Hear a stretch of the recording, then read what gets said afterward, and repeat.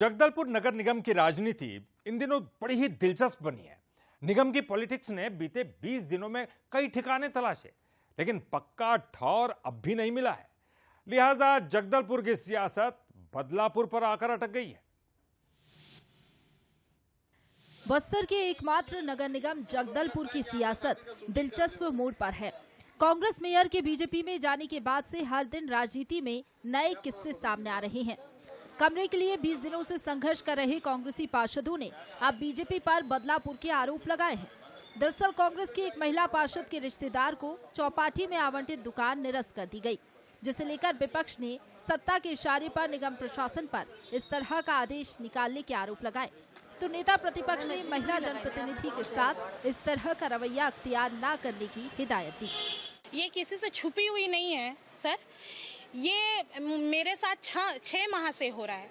जब से सर पदभार लिए और जब मैं अपने कर्मचारियों के लिए यहाँ पे धरना में बैठी थी, जब हमारी सरकार थी, तब से ये टारगेट लगा के बैठे हुए हैं।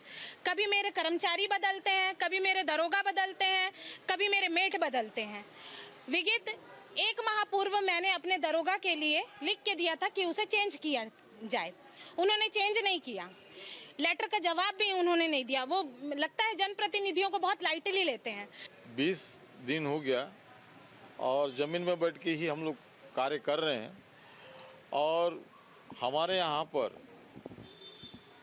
टारगेट हमारे पार्षदों को अब बनाया जा रहा है और एक महिला पार्षदों को डराया जा रहा है, धमकाया जा रहा है, उनका दुकानों को निरस्त किया जा रहा है।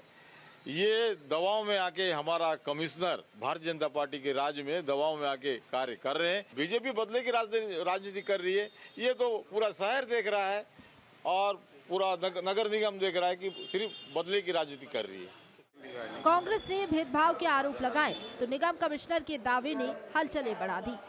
हरीश मंडावी ने कहा कि 77 महीनों से दुकान की इंस्टॉलमेंट जमा नहीं की गई, लिहाजा एक्शन लिया गया। तो दुकान का किराया संबंधित द्वारा जमा नहीं किया गया था। कई नोटिस भी दिया गया उनको। नोटिस देने के बाद फिर उनके द्वारा तब भी नहीं पटाया गया और लगभग 1,25,000 के आसपास का लगभग किराया, टोटल किराया उनको देना था, उनके द्वारा जमा नहीं किया गया। इसी कारण से उनको निरस्त किया गया।